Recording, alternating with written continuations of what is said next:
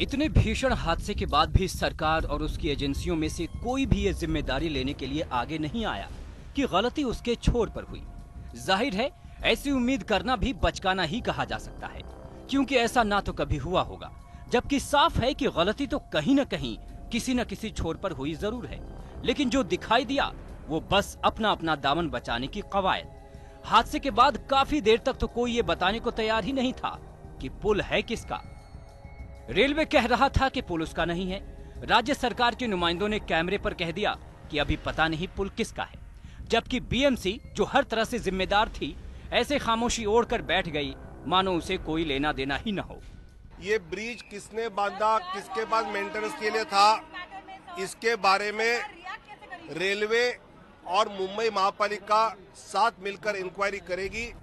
हालांकि थोड़ी देर बाद आज तक ने अपने सूत्रों से पता लगाया तो साफ हो गया कि पुल बीएमसी का ही था और इसकी मरम्मत को लेकर लिखा पढ़ी भी हुई थी, जो कछुआ चाल से चल रही थी। मामला खुलने के बाद फिर नए सिरे टोपी ट्रांसफर शुरू हो गया।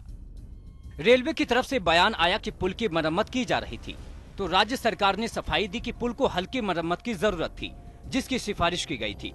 और फिर बीएमसी ने ये कहकर पल्ला झाड़ लिया कि उसने मरम्मत के लिए रेलवे को फंड दिया था। बीएमसी आपको औपचारिक रूप से बयान देंगे। जहां तक मेरी जानकारी है, ये बीएमसी की ब्रिज है।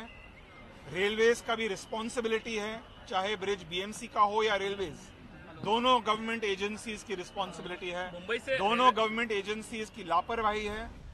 ये हाल तब है जब 2 साल पहले एलिफिंस्टन ब्रिज हादसे के बाद हाईकोर्ट ने मुंबई के सारे पुलों का हिसाब किताब मांगा था और बीएमसी ने कोर्ट से कहा था कि वो 445 खतरनाक पुलों की जांच कर रहा है।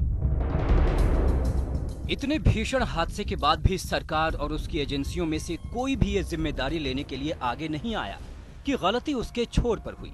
जाहिर है, ऐसी उम्मीद करना भी बचकाना ही कहा जा सकता है, क्योंकि ऐसा ना तो कभी हुआ होगा, जबकि साफ है कि गलती तो कहीं न कहीं किसी न किसी छोर पर हुई जरूर है।